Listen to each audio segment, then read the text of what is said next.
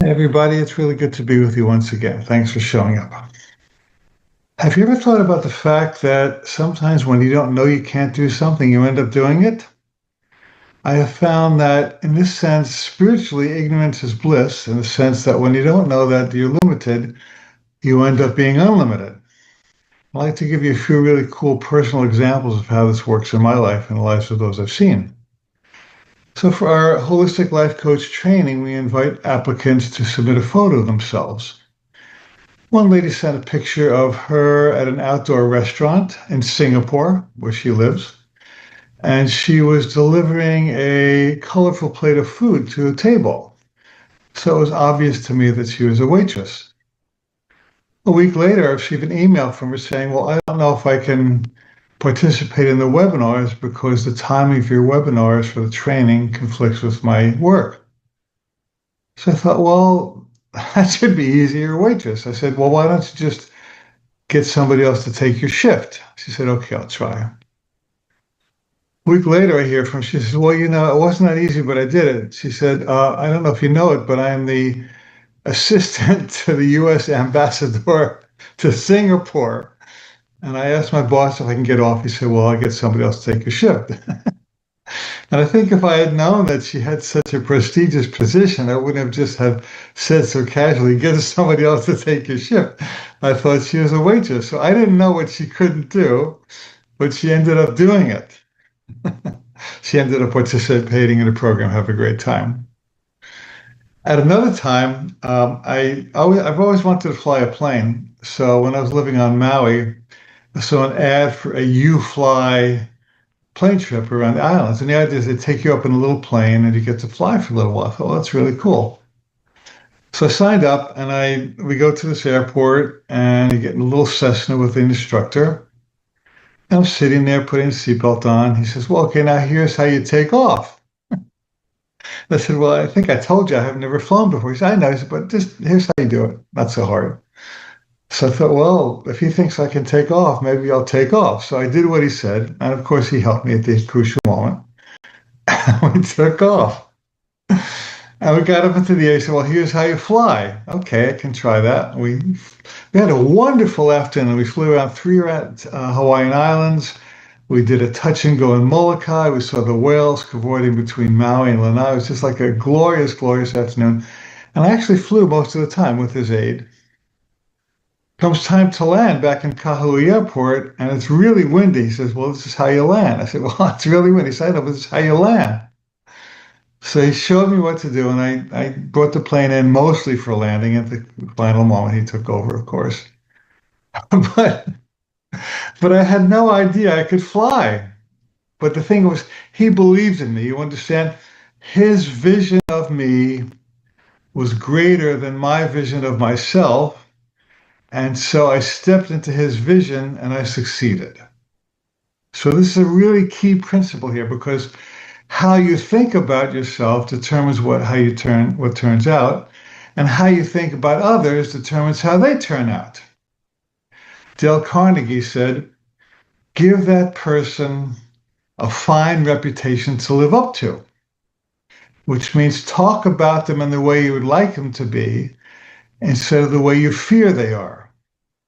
Now that applies not only to words, but it applies to thoughts. In other words, give that person in your mind a higher reputation to live up to than they have for themselves, and they will likely step into your higher vision. It's all about vision. It's all about commitment to knowing more than the obvious. This is all, of course, all my videos are about visionary living, about living beyond appearances.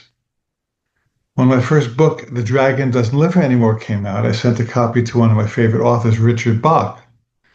And he very kindly sent back a nice note. He said, thank you for the book, loved it, yada, yada.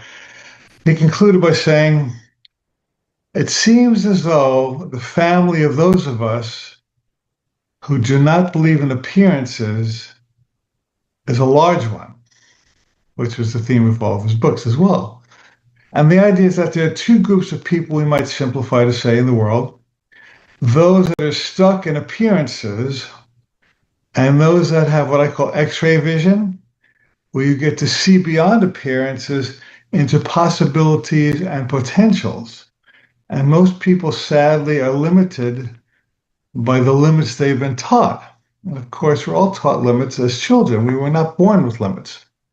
We were born innocent and free and happy and high and holy. And then people laid ideas over us. This is what black people do. This is what white people do. We're rich, we're poor. You must go into the family business. Do not do that occupation. Musicians never make any money, on and on. And really, by the time you're 4 or 5, you're stuck in your family's training or your religion's training or your culture's training. There's a wonderful song from the musical South Pacific. It goes, you have to be taught. You have to be carefully taught by the time you are 6 or 7 or 8 to hate all the people your relatives hate. You have to be carefully taught.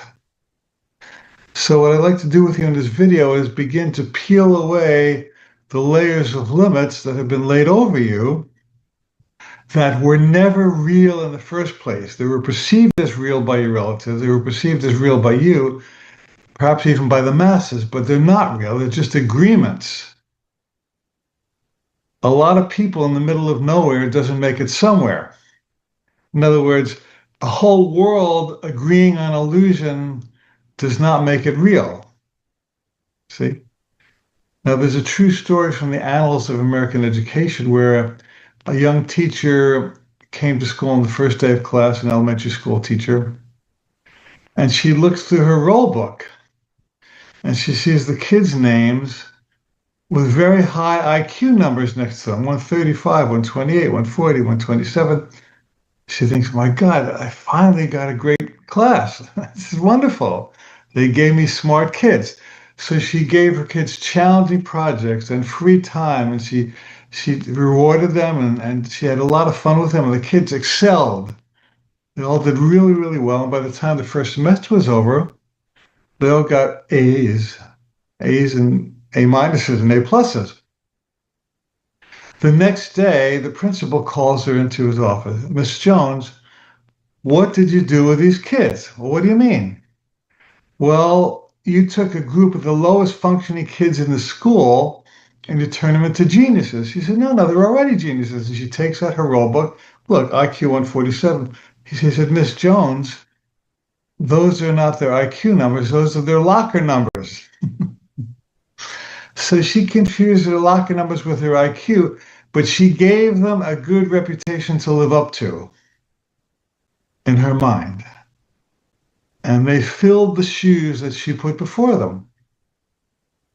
Now, this has tremendous practical applications on a daily basis.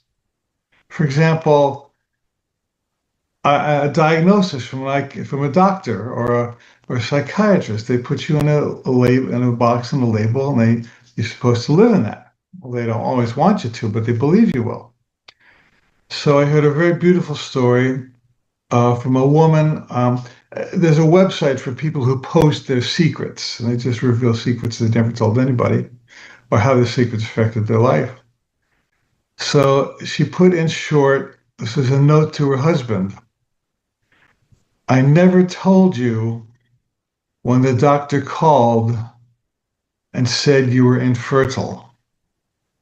Congratulations, it's a girl. So he didn't know what he couldn't do. And he went about the business of doing it. So let me ask you, what is it that you'd like to do, but you think you can't do? And what if you didn't know you couldn't do it? It's a really good question. And in some of my classes, I have people make 3 lists. Number 1, list 3 things you'd like to do that are easy to do. Oh, I could take that course. I could take a little day trip to the city. 3 things that you could probably do if you really wanted to that were easy. Then list 3 things that you'd like to do that would be a stretch. Or I'd like to ask this person out for a date. I'd like to write a book. I could probably do it, but it would be a stretch. Okay, then list 3 things that you'd like to do that would be outrageous. Or I'd like to marry a wonderful person. I'd like to travel around the world. I'd like to have first-class accommodations wherever you go. I'd like to perform at Carnegie Hall.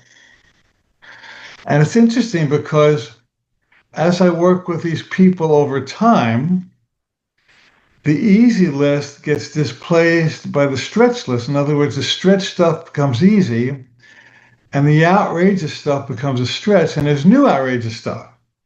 So basically what we're doing is to push the envelope of our limits and to forget what we can't do so we can remember what we can do. So back to unlimited living. So let's take a moment now, close our eyes, and use our ideas for personal reflection now. So close your eyes if you would, take a breath. Think for a moment about the various boxes you've been put into. A male, a female, you're black or white, you're Jewish or Muslim, you're wealthy or not wealthy, you have certain physical abilities and certain physical disabilities. Notice how many boxes you live in that have been laid over you. You were not born with them. These are labels that were applied after the fact, and you adopted them and accepted them as if they were true. Now imagine in your mind peeling away each label.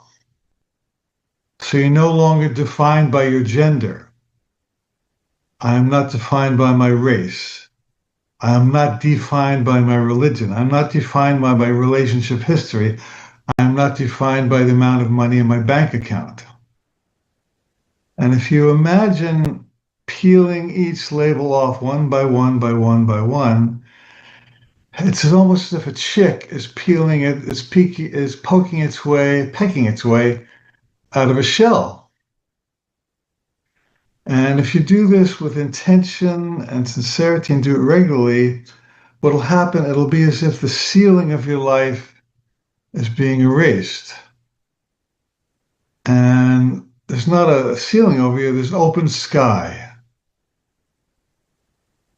And what you start to see is that you've never really been limited, except in your mind. But now that we're changing your mind, you're not limited at all. And now finally, take a moment to think about something you'd really like to do, but haven't done yet. I'd like to get a date with that person. I'd like to start a family. I'd like to have a profession that fills my soul with passion, that lets me really connect with people on a meaningful basis. I'd like to live in a place where I wake up and look out the window and go, wow, look where I live. I'd like to have enough money to do fun things besides just paying my bills. I'd like to travel to Sedona. I'd like to travel to Japan. I'd like to travel to Europe. I'd like to get my book out. I'd like to offer my seminar, my workshop, my blog, my podcast. Oh my God, I deal with so many people who have so many wonderful visions. And guess what? They're all doable. You deserve to have them. In one reality, they're already real. And I want you to believe in yourself so deeply and firmly that you begin to throw off false limits and false boxes you've been put into, and you begin to reclaim what I call original innocence. So close with me in the affirmation, I know that I can do whatever my heart guides me to do.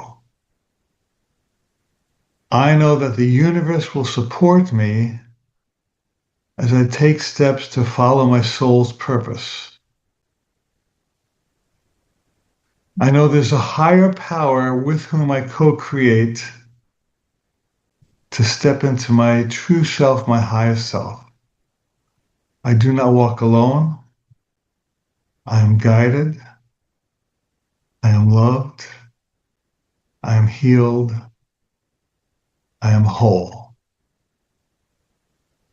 And before you open your eyes, ask your spirit, your inner being, is there anything else you'd like me to know that can further the quality of my life in ways even beyond what I've expected?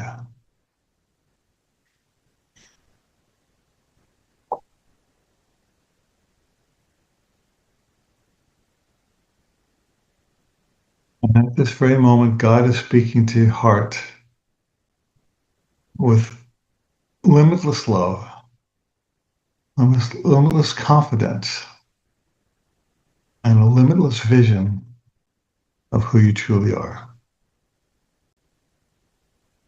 And so it is. Okay, as you're ready, open your eyes.